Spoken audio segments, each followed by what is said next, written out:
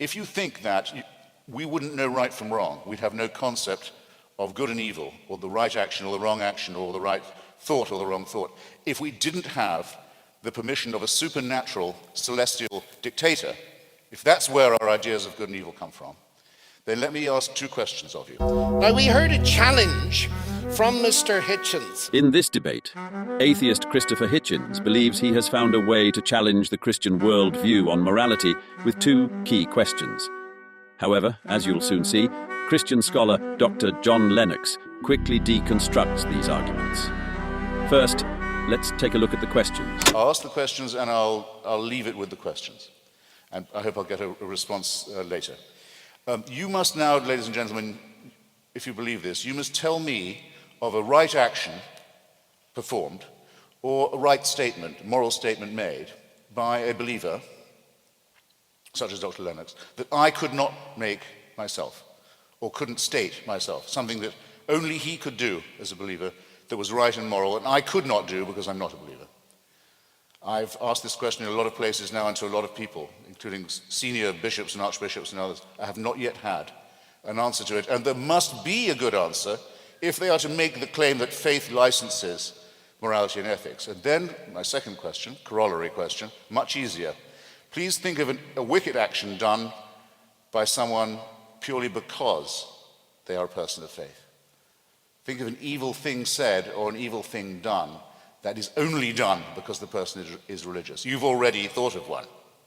The suicide bombing community is entirely religious, faith-based. The genital mutilation community is entirely faith-based. You know how it goes.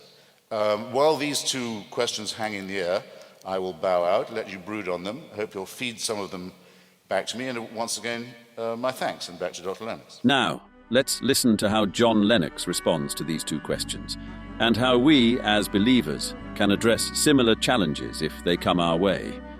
But if you hold an atheistic worldview, Dr. Lennox's response might also offer some thought-provoking insights for you to consider. Now, I'm sad when I hear Christopher Hitchens' caricature of God as a celestial big brother, always watching us, trying to spoil our fun. That is an invented God, ladies and gentlemen. Because the God that I know is a God that cares for me and has created the possibility of a real relationship with me. I might as well say, who would want to be married and have a woman or a man in their home constantly watching them, constantly supervising them, constantly looking out for them? That would be absurd, because it's to take one aspect of watching over and to distort it into a universalized explanation. Ladies and gentlemen, aren't you glad that there are police in this country watching over you? Aren't you glad that there are people? Incidentally, I think Mr. Hitchens and I are enjoying the fact that you're watching us tonight. And it's not inhibiting us at all. We're enjoying it. There's a watching that's good, and there's a watching that's bad. And if you abolish God's watching, I notice that we ended up in the Orwellian situation in Eastern Europe with Big Brother watching. What did people think of that in 1989? They voted very clearly against that atheist kind of supervision. And it was in fact the Christians that led the silent revolution in Eastern Germany that knocked the wall down. There's a false kind of watching, and I agree with Mr. Hitchens on it, but there's a true kind of watching. Because the relationship with God is not something that's forced. It's a real relationship of love. We've been given freedom. I heard a real caricature of the biblical story in saying that God had created us sick. God made a perfect world, ladies and gentlemen. But he made us in his image with the capacity of real freedom and real choice. So that if we say no to God, God will honor that choice. I wonder what Mr. Hitchens would want God to do with people that say no to him. He seems to have difficulty with the idea that God will honor the choice of those that say no. Why is that? Because God hates them and is some cosmic tyrant? Of course not. It's because God actually loves them.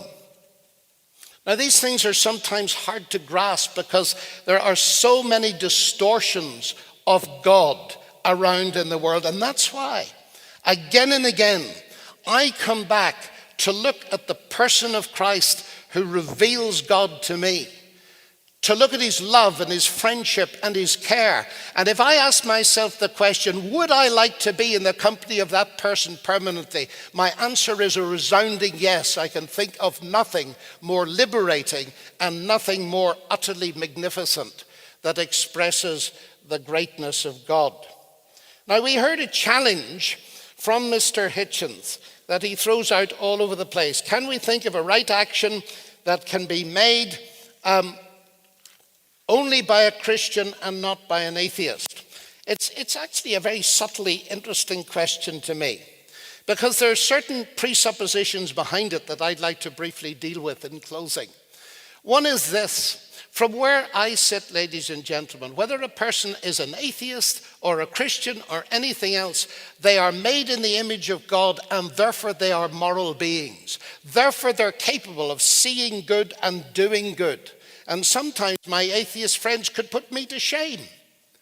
So there is that basic moral compass, which makes Mr. Hitchens' question a little bit beside the point. But if I were going to answer his question directly, I'm not convinced that William Wilberforce would have liberated slavery as he did if his motivation had been atheism.